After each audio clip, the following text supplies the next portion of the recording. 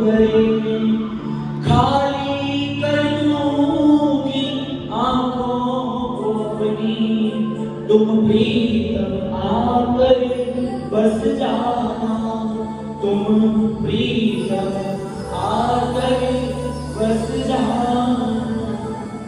अब एक घड़ा है, एक लोटा है, उसमें जल भरा है और उसमें अमृत भरना हो तो लोटे को क्या किया जाता है? खाली किया जाता है। एक लोटा है, उसमें क्या भरा है? जल, और उसमें अमृत भरना है तो लोटे को पहले खाली किया जाता है। ठीक उसी तरह इन आंखन में, इन नयन में संसार की कीच भरी है, संसार का गंध भरा है। सबसे ज्यादा पाप कौन करवाती है? ये आंख। जैसा देखती हूँ मन वैसा ही तो महसूस करता है। सबसे बड़ी पापी ये है। तभी तो प्रभु का नाम लेते, प्रभु का दर्शन करते सबसे पहले क्या करते? रोना। और आए रो लो, जब तक ये कीच भरे आंसू खाली नहीं होंगे तो कृष्ण नहीं आएंगे। फिर आएंगे तो ऐसा आएंगे, आप क्या कहोगी? अखियां कहे उतरी कहे मुदन तोहे, और अखियां कहे निहार बंदे, बल धीरज दूर उठी धरती, बल धीरज झारन दे।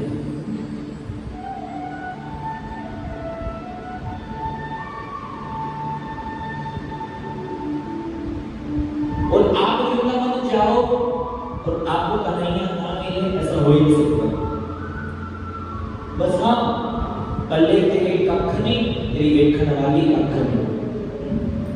मैं कई जन्मों से बुला रही हूँ, मेरा कोई तो रिश्ता जरूर होगा, मेरी नजर को नजर न आया, मेरी नजर का कसूर होगा। हमारा ही कसूर है, हमें देखना नहीं आता।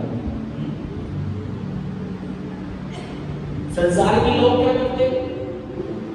देखो, अच्छाई देखते तो सब आगे बढ़ते हैं। अगर आपकी कोई सखी सहेली है तो आप उसकी गुण देखोगी, अच्छाई देखोगी तो नहीं है, तब उसे दोस्ती करोगी, तब उसे दोस्ती करोगी। लेकिन संत और राधा रानी ये भी नहीं देखते कि इसके पाप कितने, पुण्य कितने, बस हाथ पकड़ते हैं और कृपा बरसाना चाहते हैं। किसी भी साधु से नाम दीक्षा लोगी, ब्रह्मंत्र लोगी, तो कभी आपके ना जात पूछेगा ना बात पूछेगा, बस वो तो आपका हाथ पकड़ के गोविंद से मिला देंगे।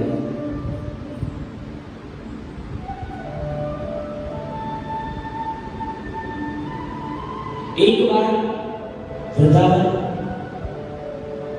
दो शिष्य गए घूमने, किसी गुरुदेव से गुरुमंत्र लिया हुआ था।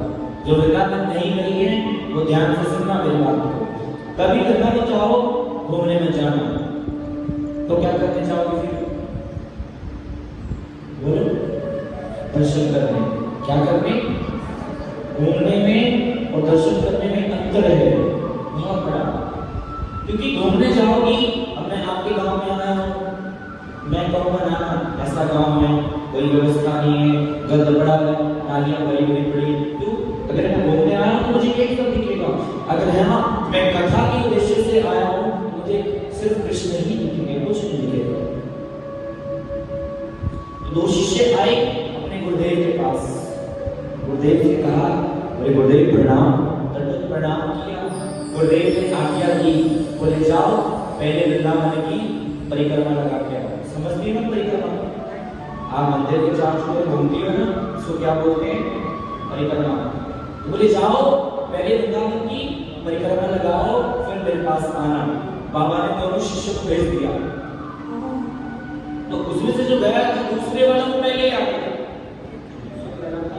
वो पहले ही आ गया।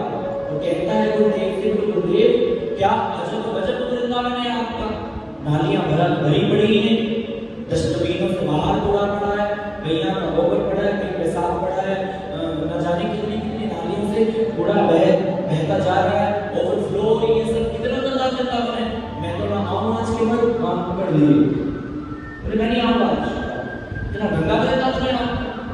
इतने में दूसरा शिष्य भी आ गया, वो कहने लगा गुरुदेव मैं वृंदावन की परिक्रमा कर रहा था, थोड़ी दूर ही गया था, करते करते करते करते करते एक छोटा सा बालक आया, उसके दुपट्टा खोला था, उसके दुपट्टे का छोर मेरे कड़े में फंस गया, वो मेरे आगे आगे, मैं उसके पीछे पीछे, मेरे आगे आगे, मैं उसके पीछे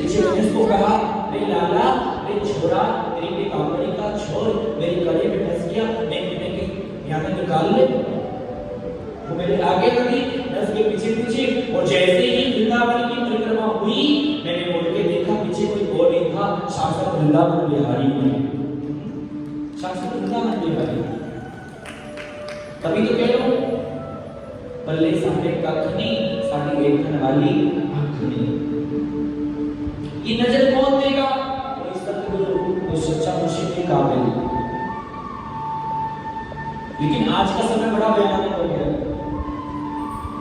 सदगुरु को भी सदगुरु नहीं समझते। और बात पूछो, पहले क्या होता था? संतों की शरण में जाओ, सिर पर पल्लू होता था।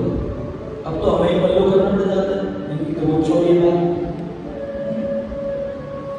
एक कथा थी, मैं गया तो उनकी बहू ऐसे घूमती रहती थी, सिर खुला। तो एक दिन मैंने सोचा चलो कुछ, अब वही है ना, साधु की बात समझ नहीं आती। जोंके लेके पात में बात, क्यों संतन की बात में बात, जो छिपा है ना पीछे बहुत गहरा होता है। अब मैंने एक दिन चुन लिया, मेरा मौन था, पूरे दिन का मौन रखा, मैंने घूंघट कर लिया, सिर्फ आँख दिख रही थी, बस कपोल दिख रहे थे, और मैंने घूंघट रखा सारा दिन। अब संध्या की मेला की, ठाकुर जी की लीला तो देखिए, कथा में पूछ लिया किसी ने, कथा जैसे भी कर रहा हूँ पूछ लिया, बोले महाराज आज आप सारा दिन घूंघट में क्यों थे? मैंने बोला ये तो करती नहीं, शायद मुझे देख के करना सीख जाए, क्या करना चाहिए?